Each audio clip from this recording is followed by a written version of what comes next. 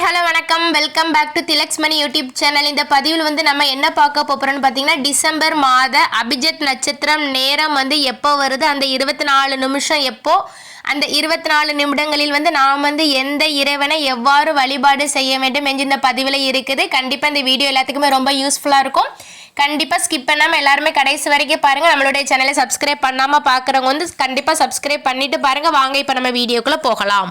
இந்த அபிஜித் நட்சத்திர நேரம் பார்த்தீங்கன்னா வந்து மாசத்துல வந்து ஒருக்கா வரும், அப்படி இல்லைன்னா வந்து 2 நேரம் வராங்க. இந்த நேரத்தில் வருகின்ற சக்தி வாய்ந்த இந்த 24 நிமிஷத்துல வந்து நம்ம வந்து எந்த ஒரு வேண்டுதல் வைத்தாலும் வந்து அந்த வேண்டுதல்கள் வந்து நிச்சயமாக நிறைவேறுங்க. அதனால வந்து இந்த அரிய வாய்ப்பை வந்து எல்லாருமே வந்து பயன்படுத்திக்கோங்க.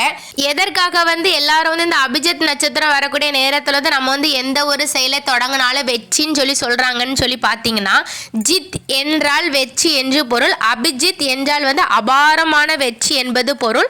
அதனால தான் இந்த நேரத்தில் வந்து நம்ம வந்து எந்த ஒரு தொழிலை தொடங்கினாலும் வந்து நமக்கு வந்து வெற்றி நிச்சயம் என்று சொல்கிறார்கள். நிறைய பேருக்கு 27 நட்சத்திரம் தான் இருக்குன்னு சொல்லி தெரியும்.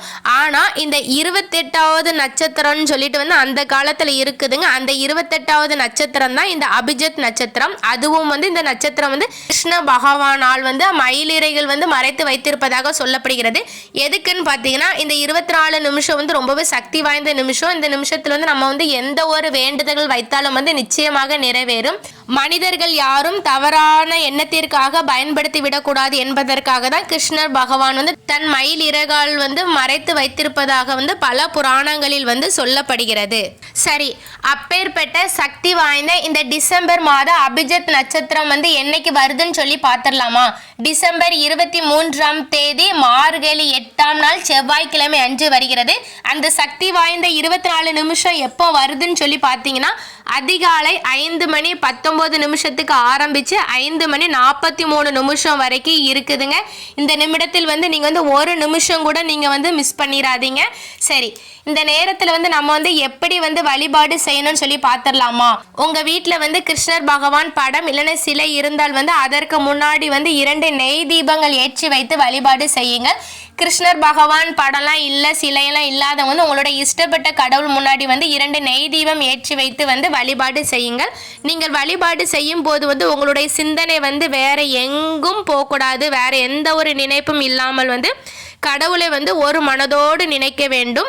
ஏதாவது ஒரு கோரிக்கைகள் மட்டும் வையுங்கள். இந்த கோரிக்கை வந்து நிறைவேறிய பின்பு வந்து அடுத்த மாதத்தில் வந்து அடுத்து வரக்கூடிய அபிஜித் நட்சத்திர நேரத்தில் வந்து அடுத்த கோரிக்கைகள் வைக்கலாம். ஒரு சில பேருக்கு வந்து ஒரே அபிஜித் நட்சத்திர நேரத்தில் கோரிக்கை வச்சா வந்து நிறைவேறும். அப்படி இல்லைன்னா வந்து கண்டிப்பாக வந்து 3 அபிஜித் நட்சத்திர நேரம் வரக்கூடிய நாட்களில் வந்து நீங்கள் வந்து தொடர்ந்து உங்களுடைய கோரிக்கைகளை வைத்து பிரார்த்தனை செய்தால் வந்து நிச்சயம் வந்து நிறைவேறும். எந்த ஒரு கடவுளை வழிபாடு செய்தாலும் வந்து கடவுள் வந்து நமக்கு உங்களுடைய வேண்டுதல்களை வந்து நிறைவேற்றி தந்துட்டாருங்கிற ஒரு எண்ணத்தில் வந்து நீங்கள் வந்து இறை வழிபாடு செய்யுங்கள். நிச்சயமாக உங்களுடைய வேண்டுதல்கள் வந்து நிறைவேறும். திரும்பவும் சொல்கிறேன், தயவு செய்து யாரும் வந்து 2-3 கோரிக்கைகள்லாம் வைக்காதீங்க. ஏதாவது ஒரு கோரிக்கையை மட்டும் வைத்து நீங்கள் வந்து வழிபாடு செய்யுங்கள். சரி, உடனே வந்து எல்லாருக்கும் வந்து அடுத்த டவுட் வந்துடும். பெண்கள் வந்து மாதவிடாய் காலத்தில் வந்து இந்த அபிஜித் நட்சத்திர நேரம் வரக்கூடிய நாட்களில் வந்து அந்த 24 நிமிஷத்துல வந்து இறை வழிபாடு செய்யலாமான்னு சொல்லிட்டு டவுட் வரும். நீங்க வந்து கண்டிப்பா இறை வழிபாடு செய்யலாம். ஆனால் வந்து பூஜை அறைக்கு செல்ல வேண்டாம். நீங்க வந்து ஹாலோ எங்கேயாவது ஒரு இடத்துல உட்கார்ந்துக்கிட்டு வந்து அந்த 24 நிமிஷமும் வந்து உங்களுக்கு எந்த கோரிக்கை வேண்டுமோ, இந்த மாதத்தில் வந்து உங்களுக்கு எந்த இது வேண்டுமோ அந்த கோரிக்கையை மட்டும் வைத்து வந்து நீங்க வந்து வழிபாடு செய்யுங்கள்.